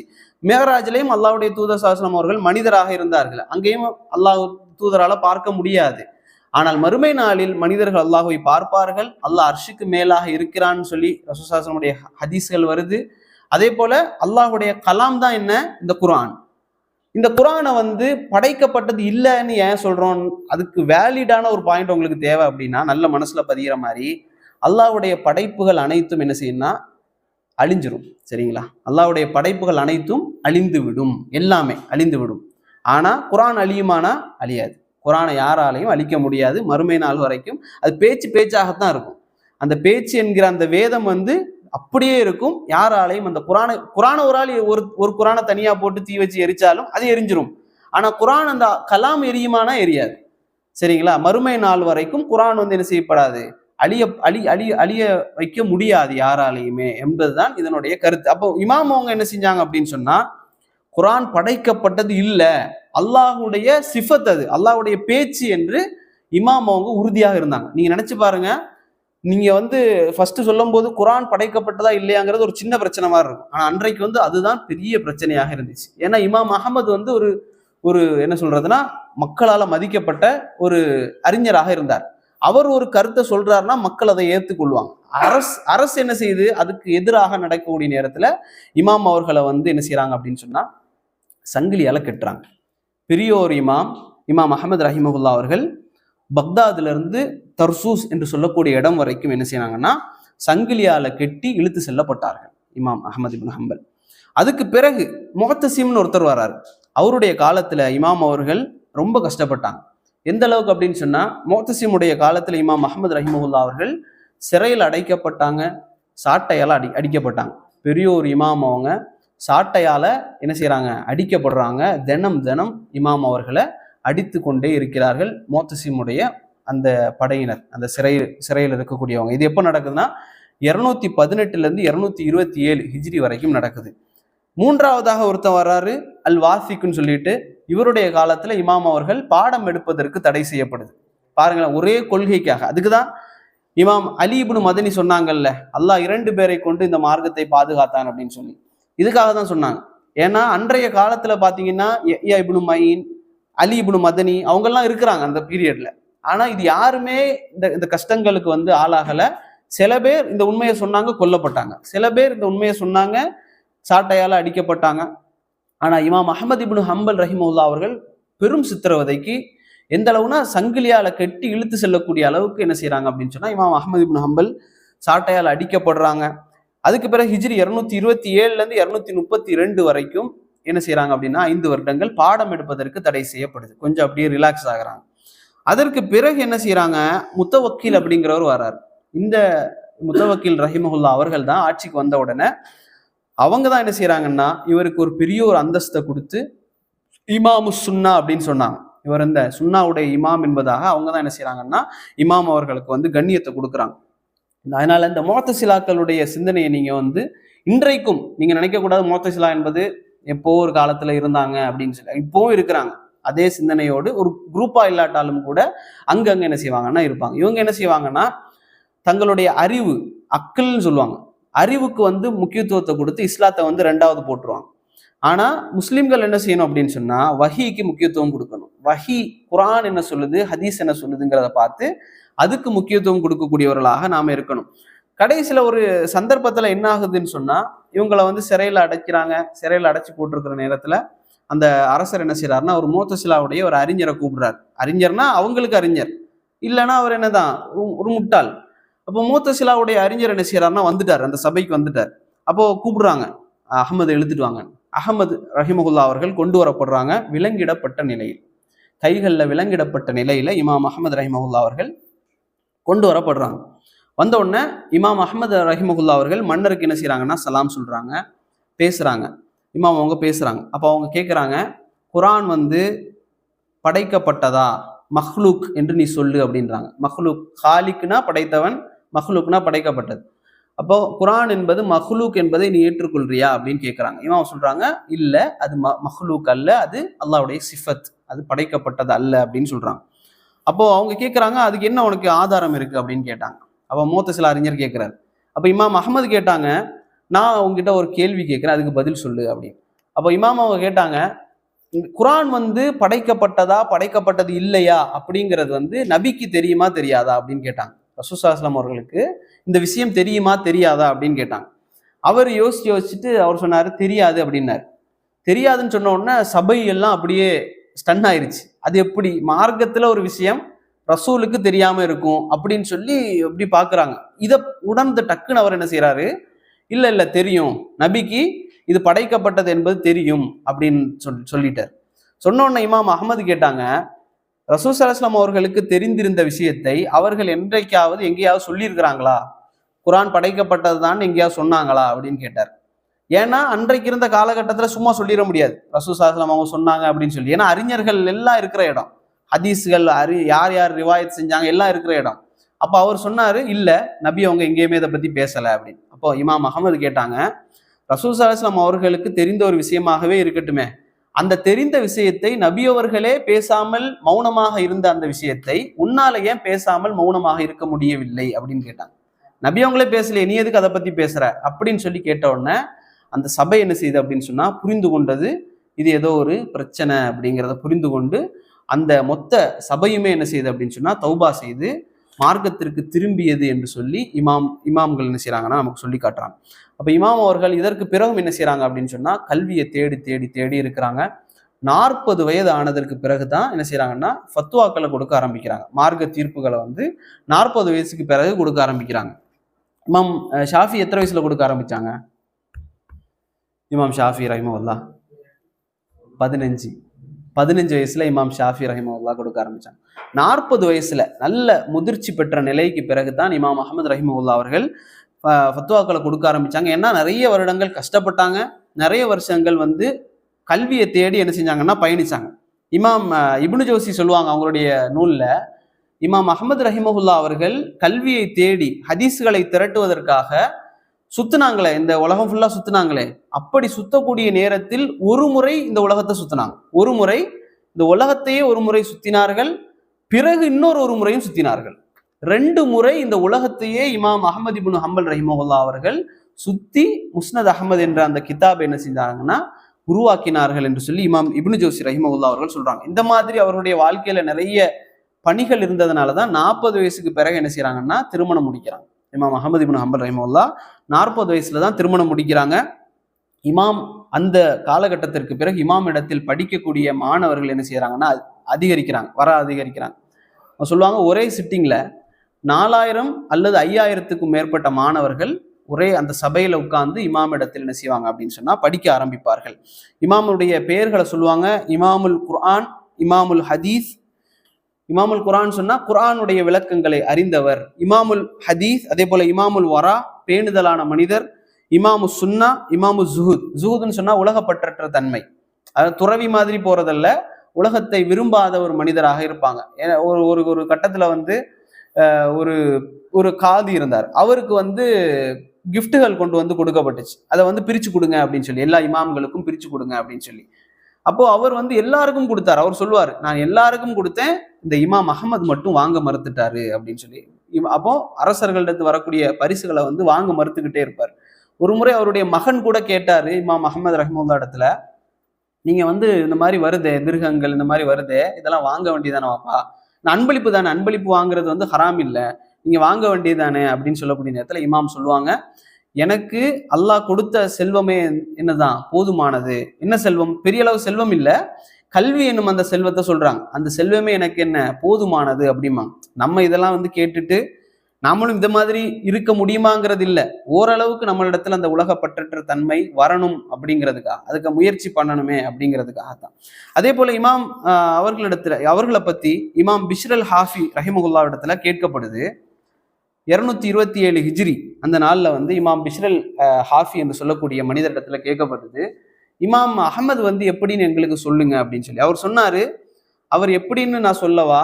அவங்க சொல்றாங்க, ஒரு உலை இருக்குல்ல, இந்த தங்கத்தை எல்லாம் போட்டு உருக்குவாங்கல்ல, அந்த உலையில் போட்டு உருக்கி எடுக்கப்பட்ட சொக்க தங்கம் அப்படின்னு சொல்லுவாங்க. ஏன்னா அல்லாஹ் ரபுல் ஆலமீன் அவரை அந்த சோதனைக்குள்ளாக போட்டு உருக்கி எடுத்து எங்களுக்கு கொடுக்கப்பட்ட சொக்க தங்கம் என்பதாக இமாம் பிஷ்ர் அல் ஹாஃபி ரஹிமவுல்லா அவங்க சொல்லுவாங்க. எப்பவுமே வந்து பாத்தீங்கன்னா இமாம் அஹமது ரஹிமவுல்லா அவர்கள் பேப்பரும் கையோடுமே சுத்துவாங்க. நம்ம பாஷையில சொல்ற மாதிரி பேப்பரும் மையோடுமே சுத்திக்கிட்டே இருப்பாங்க. அப்போ ஒரு நாள் என்ன செய்யறாங்க அப்படின்னு சொன்னா, அவங்க இடத்துல கேட்கிறாங்க, நீங்க வந்து இந்த மாதிரி ஹதீஸ்களை எல்லாம் மனனம் செஞ்ச ஆளு, நிறைய ஹதீஸ்களை மனனம் செஞ்சிருக்கீங்க, நிறைய கிதாபுகள் எல்லாம் எழுதுறீங்க, ஆனாலும் எதுக்கு இந்த பேப்பர் பெண்ணை வச்சே சுத்திட்டு இருக்கீங்க, ஏன் வந்து படிச்சுக்கிட்டே இருக்கிறீங்க அப்படின்னு சொல்லி கேட்கப்படுது. அப்ப இமாம் அவங்க சொன்னாங்க, நான் என்ன செய்வேன் அப்படின்னு சொன்னா, கபருக்கு போகக்கூடிய காலம் வரை நான் இதை செஞ்சுக்கிட்டே இருப்பேன் அப்படின்னு சொல்றாங்க. நான் வந்து எவ்வளவுதான் படித்தாலும் கூட இன்னும் நான் என்ன செய்வேன், கபருக்கு செல்லக்கூடிய காலம் வரை நான் படித்து கொண்டே இருப்பேன் அப்படின்னு சொல்லி இமாம் அவங்க சொல்றாங்க. அதே போல பக்கி அப்படின்னு சொல்லக்கூடியவர் அந்தலுஸ்ல இருந்து வர்றாரு. அந்தலுஸ்ல இருந்து நடந்து வர்றாரு, பக்தாதுக்கு வர்றாரு. எதுக்கு அப்படின்னு சொன்னா, யஹ்யா இப்னு மயின் சொன்னான்ல, அவருடைய ஆசிரியர்ல ஒருத்தர் யஹ்யா இப்னு மயின், 2 பேரும் நண்பர்கள். அப்ப யஹ்யா இப்னு மயின்ட்ட வந்து கேட்க வராங்க. யஹ்யா இப்னு மயின் எதுல சிறப்பானவராக இருந்தார் அப்படின்னு சொன்னா, அறிவிப்பாளர் வந்து பலமானவரா பலகீனமானவரான்னு சொல்லக்கூடிய விஷயத்துல யஹ்யா வந்து மிக தேர்ச்சி பெற்றவரா இருந்தார். அப்போ பக்கி வந்து கேட்கிறாரு, அந்தலுஸ்ல இருந்து பக்தாதுல வந்து கேட்கிறாரு, வந்து உட்கார்ந்து இருக்கிறார் அந்த சபையில. உட்கார்ந்து இருக்கிற நேரத்துல எல்லாரும் கேட்கிறாங்க, வந்தவங்க எல்லாம் கேட்கிறாங்க, அவர் எப்படி, இவர் இப்படி. அவர் பதில் சொல்றாரு, இவர் வந்து சிக்கா, இவர் பலமானவர், இவர் சஹீஹ், இவர் தயீஃப், இப்படின்னு சொல்லி, இவர் கத்தாப், இவர் பொய்யர், இப்படின்னு சொல்லி ஒவ்வொருத்தங்களுக்கு தீர்ப்பு கொடுத்துட்டே இருக்கிறாங்க. பக்கி வந்து என்ன செய்யறாரு அப்படின்னு சொன்னா, தெரியாத மாதிரி கேட்கிறாரு, யஹ்யாட்ட கேட்போமே அஹமதை பத்தி அப்படின்னு சொல்லி யஹ்யாட்ட கேட்கிறாரு. அஹமத் அப்படின்றாரு. அந்த சபையில எல்லாரும் ஒரு பேரை சொல்லி கேட்கிறாங்க. இவர் கேட்கிறாரு, அஹமது எப்படி அப்படின்னு கேட்கிறாரு. அவரு யஹ்யா சொன்னாரு, அந்த சங்கையானவரை பற்றியா என்னிடம் கேட்கிறாய் அப்படின்னு கேட்டார். யஹ்யா கேட்டாரு, அந்த சங்கையானவரை பற்றி என்னிடம் கேட்கிறாயா, என்னை பற்றி அவரிடத்துல போய் கேளு அப்படின்றார். இப்ப யஹ்யா இப்னு மயின் ரஹிமஹுல்லா அவர்கள் ஆசிரியராக இருந்தாலும் என்ன செஞ்சாங்க அப்படின்னு சொன்னா, அஹ்மத் ரஹிமஹுல்லா இடத்துல அவங்க என்ன செஞ்சாங்கன்னா ஹதீஸ்களை படிச்சாங்க. இமாம் ஷாஃபி இருக்கிறாங்கல்ல, இமாம் ஷாஃபி ஃபிக்குகளை வந்து மிக தேர்ச்சி பெற்றவர். ஆனா இமாம் ஷாஃபி அஹ்மத்ல சொல்லுவாங்க தன்னுடைய மாணவர் இடத்துல, அஹ்மதே, உங்களுக்கு ஹதீஸ்ல ஏதாவது பலமானதாக ஆயிருச்சு அப்படின்னு சொன்னா எங்களுக்கு தயவு செஞ்சு எங்களுக்கு அறிவிங்க அப்படிம்பாங்க. அந்த அளவுக்கு இமாம் அஹ்மத் ரஹிமஹுல்லா அவர்கள் ஹதீஸ்ல வந்து தேர்ச்சி பெற்றவர்களா இருந்தாங்க. ஒரு நாள் இமாம் அஹ்மத் ரஹிமஹுல்லா அவர்கள் ஒரு பக்தாதுல ஒரு இடத்துல வந்து இரவு நேரத்துல வந்து நடந்து போகக்கூடிய நேரத்துல ஹப்பாஸ்ன்னு சொல்லக்கூடிய அந்த பேக்கரி வேலை பார்க்கக்கூடியவர் வந்து அங்கேயும் இருக்கிறார். அப்ப இமாம் அவர்கள் வந்து அந்த இரவுல வந்து நடந்து போறாங்க. அப்போ ஒரு பள்ளிவாசல், அப்போ இரவுல வந்து அவர்களுக்கு இதுக்கு மேல நடக்க முடியாது. அப்படிங்கிறப்போ அந்த பள்ளிவாசல்ல ஓய்வு எடுக்கலாம்னு சொல்லி இமாம் அஹ்மத் என்ன செய்யறாங்கன்னா, அந்த பள்ளிவாசலுக்கு உள்ள போய் என்ன செய்யறாங்கன்னா படுத்துட்டாங்க. படுத்து கிடக்கூடிய நேரத்தில் அந்த பள்ளிவாசலுடைய அந்த பொறுப்பாளர் என்ன செய்யறாருன்னா வந்து இமாம்கிட்ட சொன்னாரு, நீங்க என்ன செய்யுங்க, இங்க படுக்க கூடாது, இந்த பள்ளிவாசல்கள் எல்லாம் பூட்டுற மாதிரி இங்க யாரும் படுக்க கூடாது, வெளியே போங்க அப்படின்றாரு. அவருக்கு தெரியாது அகமதுனா யாருன்னெல்லாம் தெரியாது, அன்றைக்கு இன்னைக்கு இருக்கிற மாதிரி இல்லை. அப்போ அவர் வந்து வெளியே போங்க அப்படின்னாரு. அப்ப இமாம் அஹமது என்ன செஞ்சாங்க அப்படின்னு சொன்னா, அங்கிருந்து வராண்டால வந்து படுத்தாங்க வெளியில. அவர் என்ன செய்யறாருன்னா, இங்கேயும் படுக்க கூடாது, வெளியே போங்க. அப்போ பேச்சுவார்த்தை நடந்து நடந்து நடந்து கடைசியில இமாம் அஹமது ரஹிமவுல்லா அவர்களை காலை பிடிச்சி தரன்னு இழுத்து தெருவில் கொண்டு வந்து போட்டாங்க. அந்த பள்ளிவாசலுடைய பொறுப்பாளர் அவர் செஞ்சது தப்புன்னு இல்லை, அவர் அவருடைய கடமையை செய்யறாரு, ஆனா தெரியாது யாருன்னு. இப்போ அஹமதை வந்து காலை தரன்னு இழுத்து ரோட்ல கொண்டு வந்து போட்டார். அப்போ இந்த ஹப்பாஸ், இந்த பேக்கரி வேலை செய்யக்கூடியவர், மாவு பிணைஞ்சு ரொட்டி செஞ்சு விற்கக்கூடியவர் என்ன செய்யறாருன்னா பாக்குறாரு. பார்த்துட்டு என்ன செய்யறாருன்னா, நல்ல முகமா இருக்குதே மாஷால்லான்னு சொல்லிட்டு அவரை கூப்பிட்டு, இன்னைக்கு எங்க வீட்டுல வந்து தூங்குங்க, இன்னைக்கு பிரச்சனை இல்லை, எங்க வீட்டுல வந்து தங்கிக்கோங்க, நாளைக்கு நீங்க என்ன செய்யுங்க, காலையில கிளம்பிக்கோங்க அப்படின்னு சொல்லி வீட்டுக்கு கூப்பிட்டு போறாரு. இப்போ இமாம் அஹமது ரஹிமவுல்லா அவர்களும் வீட்டுக்கு போறாங்க. வீட்டுக்கு போனா அவருடைய வேலை என்னன்னா, ராத்திரி ஃபுல்லா உட்காந்து மாவு பிசைவாரு, காலையில அதையெல்லாம் ரொட்டியாக ஆக்குற வேலை அவருடைய வேலை. அப்ப ராத்திரி முழுக்க முழுக்க முழுக்க இருந்து ஒவ்வொரு வாட்டியும் அந்த ரொட்டியோ அந்த மாவை வந்து பிசையக்கூடிய நேரத்துல சுப்ஹானல்லா அஸ்தக்ஃபிருல்லா சுப்ஹானல்லா அஸ்தக்ஃபிருல்லா இப்படி சொல்லிக்கிட்டே இருக்கிறார்.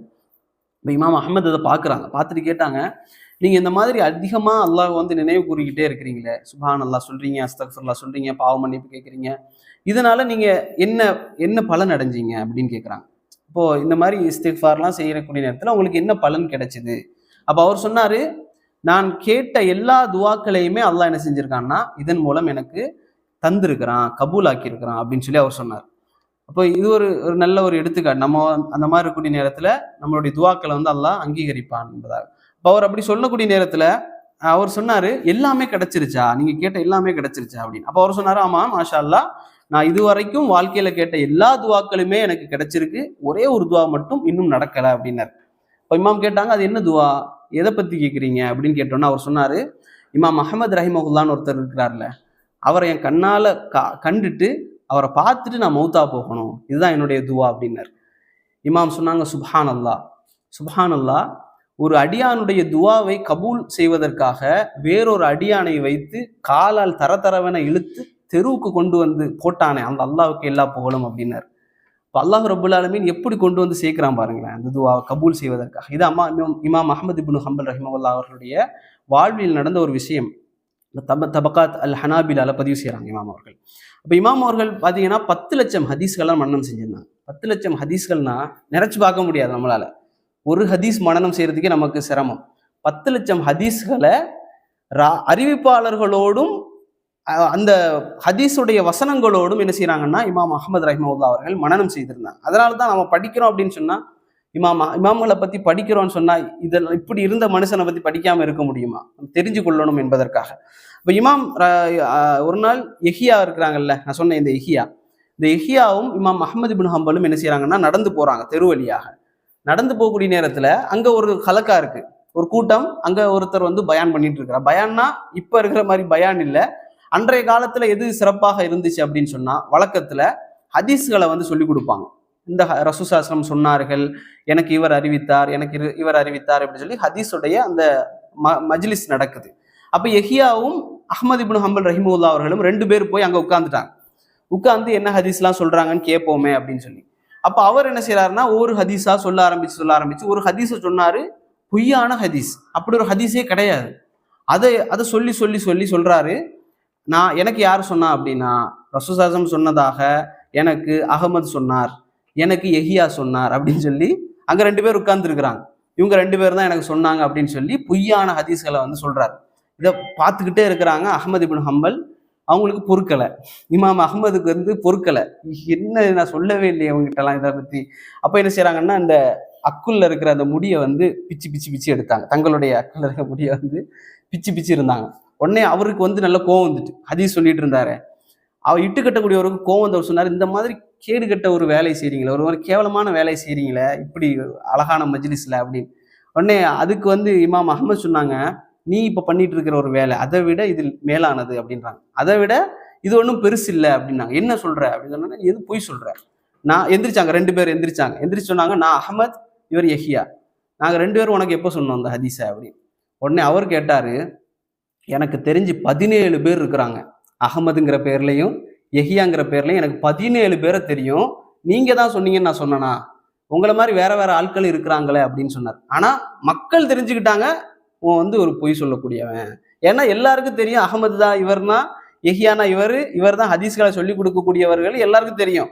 ஆனா அவர் என்ன செய்யறான், அவன் வந்து ஒரு பொய்யை சொல்லி அதுக்கு மேல பொய் என்ன செய்யறான், இட்டு கட்டிக்கிட்டே இருக்கிறான்.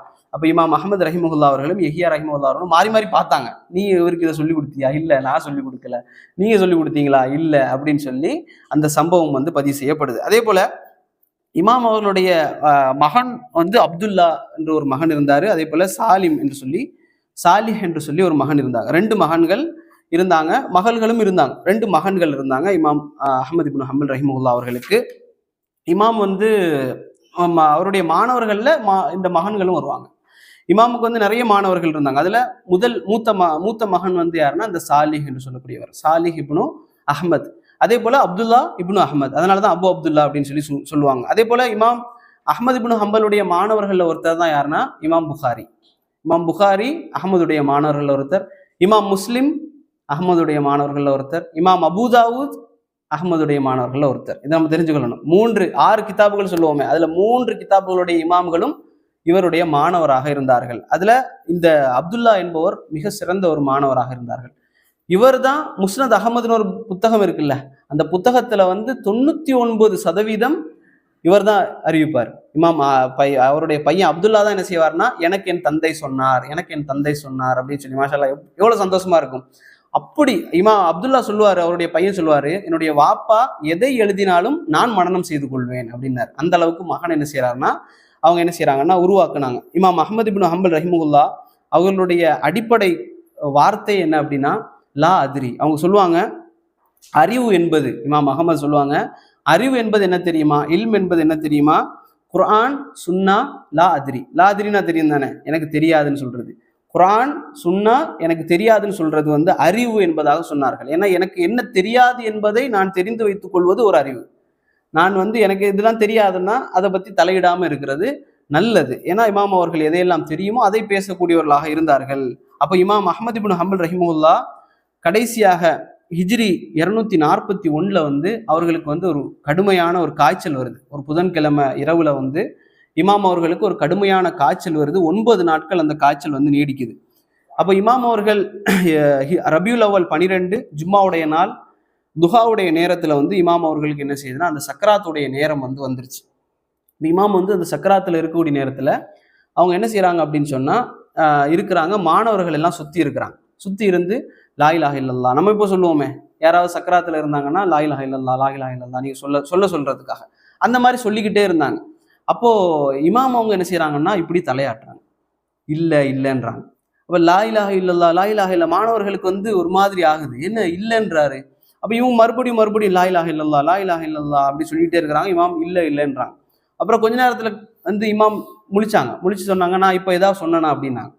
அப்ப அவங்க சொன்னாங்க, ஆமா நீங்க நான் லா இலாஹ இல்லல்லாஹ் சொன்னேன், ஆனா நீங்க இல்லைன்னு நீங்க, அப்போ ஏன் அப்படி சொன்னீங்க அப்படின்னு கேட்டாங்க. அப்ப இமாம் சொன்னாங்க, இல்ல நான் லா இலாஹ இல்லல்லாஹ்வுக்கு இல்லைன்னு சொல்லல.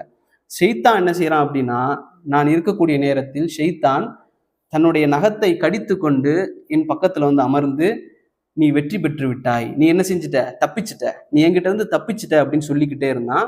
அவனுக்கு தான் நான் என்ன செஞ்சேன், பதில் கொடுத்து கொண்டிருந்தேன் இல்லை என்று சொல்லி. இமாம் என்ன சொல்றாங்கன்னா, ஷைத்தான் என்ன செய்யறான், முயற்சி பண்றான், கடைசி நேரத்துல இமாம பெருமையில தூக்கிடலாம் அப்படின்னு. ஷைத்தான் பக்கத்துல இருக்கிறான், சக்கராத்துடைய நேரத்துல பக்கத்துல இருக்குது. என்ன சொல்றான், நீ ஒரு பெரிய இமாம் ஆயிட்ட, நீ ஹதீஸ்களை எல்லாம் அறிவிச்சு கொடுத்துட்ட, நீ மாணவர்களை எல்லாம் பல மாணவர்களை உருவாக்கிட்ட, நீ தப்பிச்சுட்ட என்கிட்ட இருந்து அப்படின்னு சொன்னோன்னே இமாம் சொல்றாங்க, நான் தப்பவில்லை, அல்லாஹ் என்னுடைய ரூஹை எடுக்கக்கூடிய நேரம் வரை அப்படின்றான். ஷைத்தான் என்ன செய்யறான், பல்ல கடிச்சுக்கிட்டு அப்படி இருக்கிறான், நகத்தை கடித்து கொண்டு இருக்கின்றான், நீ தப்பிச்சிட்டேன்னு சொல்லி நான் அவனுக்கு தான் பதில் கொடுத்தேன் இல்லை என்பதாக என்று சொல்லி இமாம் அவர்கள் லா இலாஹ இல்லல்லாஹ் என்று சொல்லி மரணித்தார்கள். ஹிஜ்ரி 241 மரணிச்சாங்க. அல் பிதாயா வன் நிஹாயாவில் இமாம் இப்னு கஸீர் ரஹிமஹுல்லா அவர்கள் பதிவு செய்கிறாங்க, அன்றைய காலத்துல எந்த மீடியாக்களும் இல்லாத அந்த காலத்துல இமாம் அவர்களுடைய ஜனாசாவிற்கு 25 லட்சம் 2.5 மில்லியன் மக்கள் என்ன செய்யறாங்க அப்படின்னு சொன்னா, இமாமுடைய ஜனாசாவில் கலந்து கொண்டார்கள். இதற்கு முன்பாகவும் சரி, இமாம் அவர்களுக்கு பின்பாகவும் இன்றைய நாள் வரை இவ்வளவு மக்கள் ஒரு ஜனாசாவுக்கு கூடியதாக வரலாறு இல்லை என்று சொல்லக்கூடிய அளவுக்கு 25 லட்சம் மக்கள் இமாம் அவர்களுடைய அந்த ஜனாசாவில் என்ன செய்யறாங்கன்னா கலந்து கொண்டார்கள். அவர்களுடைய துவாக்கள் நீங்க பாருங்களேன், ரசூல் ஸல்லல்லாஹு அலைஹி வஸல்லம் சொல்றாங்க, ஒரு 40 மனிதர்கள், நல்ல முஃமினான 40 மனிதர்கள் ஒரு ஜனாசாவாக துவா செய்தால், அவர்களுக்காக பாவ மன்னிப்பு தேடினா அல்லாஹ் என்ன செய்வான், கபூல் செய்வான் என்பதாக 25 லட்சம் மனிதர்கள் என்ன செய்யறாங்கன்னா அந்த இடத்துல இமாமுக்காக என்ன செய்யறாங்கன்னா தொழுகை நடத்துறாங்க. நீங்க நினைச்சு பாருங்க, அவங்க வாழ்ந்த காலம் வரை இமாம் அஹ்மத் என்பது யாருக்குமே தெரியாம இருந்தது. சிறையில அடைக்கப்பட்டு அடிக்கப்பட்டு விலங்கிடப்பட்ட நிலையில எல்லாம் கொண்டு வரப்பட்டாங்க. ஆனா இமாமுடைய மரணத்திற்கு பிறகு அல்லாஹ் என்ன செய்தான், அவர் யார் என்பதை உலகத்திற்கு காட்டினான், அல்லாஹ் அவரை கண்ணியப்படுத்தினான். இமாம் புகாரியை பார்த்தாலும் அதே போலதான். இமாம் புகாரி கஷ்டப்பட்டாங்க, துன்பப்பட்டாங்க, கடைசி காலம் வரைக்கும் ஊர் ஊராக திரிந்து கொண்டேதான் இருந்தாங்க. ஆனா அவருடைய மரணத்திற்கு பிறகு இமாம் புகாரி அவர்களை அல்லாஹ் என்ன செஞ்சுட்டான், காட்டி கொடுத்தான், இவர் பெரிய ஒரு இமாம் என்பதாக. ஏன் அப்படின்னு சொன்னா, வாழக்கூடிய காலத்திலேயே அல்லாஹ் சில பேருக்கு அதை காட்ட மாட்டான். சில பேருக்கு காட்டக்கூடிய நேரத்துல பெருமை எங்கள்கிட்ட வந்துடும், நாங்க நல்ல மனுஷன், எங்களுக்கு ஃபேமஸ் அப்படி. ஆனா அல்லாஹ் என்ன செஞ்சுட்டான், அவருடைய மரணத்திற்கு பிறகு மற்ற மக்களுக்கு அவர்களை உதாரணமாக ஆக்கணும் என்பதற்காக இமாம் அஹ்மது ரஹிமஹுல்லா அவர்களை போன்ற மனிதர்களை அல்லாஹ் ரபுல் ஆலமீன் என்ன செய்யறான் அப்படின்னா காட்டி கொடுக்கின்றான். இமாமுடைய மிக சிறந்த புத்தகங்கள் ஒன்றுதான் முஸ்னத் அஹமத் இப்னு ஹம்பல். முஸ்னத் அஹமதுன்னு சொல்லி இருக்கு. 40,000 ஹதீஸ்கள் வந்து அதுல இருக்கு. 30,000 ஹதீஸ்கள் திரும்ப திரும்ப தக்கரராக வரக்கூடியது. இதுல நீங்க பாத்தீங்கன்னா இந்த முஸ்னதை வந்து எப்படி தொகுத்திருப்பாங்க அப்படின்னா சஹாபாக்கள்ல இருந்து தொகுத்திருப்பாங்க. 900க்கும் மேற்பட்ட சஹாபாக்கள் வந்து தொகுத்திருப்பாங்க. அவங்க அறிவிச்ச ஹதீஸ்கள், அபூபக்கர் அறிவித்த ஹதீஸ்கள், உமர் அறிவித்த ஹதீஸ்கள், இப்படி ஃபர்ஸ்ட் 10 வந்து 10 சிறந்த அந்த சொர்க்கத்திற்கு நற்சான்று பெற்ற அந்த சஹாபாக்களை கொண்டு வருவாங்க. அதற்கு பிறகு மற்ற சஹாபாக்களை கொண்டு வருவாங்க. அதற்கு பிறகு தாபீன்கள், இப்படி என்ன செய்யறாங்கன்னா இமாம் அவர்கள் அந்த முஸ்னதை வந்து தொகுத்தார்கள் என்பதாக நாம் பார்க்கலாம். இன்றைக்கு வந்து இங்கிலீஷ்லாம் வந்து அது கிடைக்குது. தமிழ்ல வந்து கிடைக்குதான்னு தெரியல, மொழிபெயர்க்க ஆரம்பிச்சாங்க, ஆனால் அது கிடைக்குதா அப்படிங்கிறது வந்து தெரியல. இதற்கு பிறகுதான் இமாமுடைய மரணத்திற்கு பிறகுதான் இமாம் புகாரி என்ன செய்யறாங்க அப்படின்னு சொன்னா இது எல்லாம் வந்து சஹீஹான ஹதீஸ்களை மட்டும் நாங்கள் என்ன செய்யணும், ஒன்று சேர்க்கணும் அப்படின்னு சொல்லி அவங்க ஒரு முயற்சி செஞ்சு என்ன செஞ்சாங்கன்னா அதை வந்து ஒன்று சேர்த்தாங்க. இப்போ நாம இதில் தெரிஞ்சு கொள்ளக்கூடிய விஷயம் என்ன அப்படின்னு சொன்னா, நாங்கள் படிக்கக்கூடிய நேரத்தில் இமாம் அஹமது தான் சிறந்தவர், அவருடைய மதுஹபை தான் நாங்கள் பின்பற்றுறோம், அதற்காக இல்லை. ஹம்பலி மதுஹபை தான் நான் பின்பற்றுவேன் அப்படிங்கிறதுக்காகவோ, இமாம் ஷாஃபியை பற்றி பேசுன நேரத்துல ஷாஃபியை தான் நான் பின்பற்றுவேன் அப்படிங்கிறதுக்காகவோ அல்ல. ஆனா ஒன்று என்ன செய்யணும் அப்படின்னா, இந்த மதுஹபுகளை எல்லாத்துமே நம்ம வந்து குப்பை அப்படின்னு சொல்லி தூக்கி போட்டுறவும் கூடாது. இந்த இமாம்களுடைய வரலாறுகள் வந்து ரொம்ப முக்கியம். இந்த இமாம்கள் பட்ட கஷ்டங்கள், அவங்க பட்ட துன்பங்கள், துயரங்கள் எல்லாம் இந்த கல்வி எப்படியாவது கொண்டு வந்து சேர்த்துறணும் அப்படிங்கிற ஒரு நல்ல நீயத்துல அதுல சில பிழைகள் விட்டுருப்பாங்க. சில ஹதீஸ்களை சஹீஹ்ன்பாங்க, சில ஹதீஸ்களை லைஃப்னு சொல்லியிருப்பாங்க. அது அல்லாஹ் அவர்களை புரிந்து கொள்வான். ஆனா இமாம்களுடைய வரலாறுகளை நாம் படிச்சிருக்கிற நேரத்துல தான் அவங்கள்ட்ட இருந்து இந்த புத்தகம், இந்த சஹீஹ் புகாரி நாம் படிக்கிறோம்னா அந்த புத்தகம் எங்கிருந்து வந்துச்சு, அதனுடைய ஆசிரியர் யார், அவங்க ஆசிரியர் யார், எப்படியெல்லாம் கஷ்டப்பட்டாங்கன்னு தெரிஞ்சுக்கூடிய நேரத்துல இந்த இஸ்லாத்தினுடைய அந்த பூர்வீகம் அப்படிங்கிறது வந்து நமக்கு தெரியும். அதனுடைய பலம், இந்த ஹதீஸ்களுடைய பலம் என்பது நமக்கு தெரியும் என்பதற்காகத்தான் இந்த உரைகள் எல்லாம். இதுல நமக்கு சில படிப்பினைகள் இருக்கும். 4 பேருடைய வரலாறுகளை நீங்க பாருங்க இன்ஷா அல்லாஹ், திரும்ப கேளுங்க. ஏன்னா இமாம் அபு ஹனீஃபா ரஹிமஹுல்லாவுடைய வாழ்க்கையிலேருந்து சில படிப்பினைகள் எடுத்திருப்போம். ஷாஃபி, இமாம் மாலிக், இமாம் அஹ்மது இப்னு ஹம்பல், இப்படி அவருடைய லைஃப்பை வந்து திரும்ப திரும்ப நம்ம கேட்குற நேரத்துல அதுல இருந்து இவ்வளவு படிப்பினைகளை வந்து நாம் என்ன செய்யலாம், எடுத்து முயற்சி பண்ணலாம் நம்மளுடைய வாழ்க்கையில ஏதாவது மாற்றங்கள் ஏற்படுவதற்கு இன்ஷா அல்லாஹ். எதை கேட்டோமோ அதை பின்பற்றக்கூடிய மக்களாக அல்லாஹ் ரப்பல் ஆலமீன் நம் அனைவரையும் ஆக்கிடுவானாக. ஹாதா மா இந்தி வலியில் மிந்தல்லாஹ் வக்கூலு கௌலி ஹாதா வஸ்தக்ஃபிருல்லாஹி லி வலக்கும். அஸ்ஸலாமு அலைக்கும் வரஹ்மத்துல்லாஹி வபரகாத்துஹு.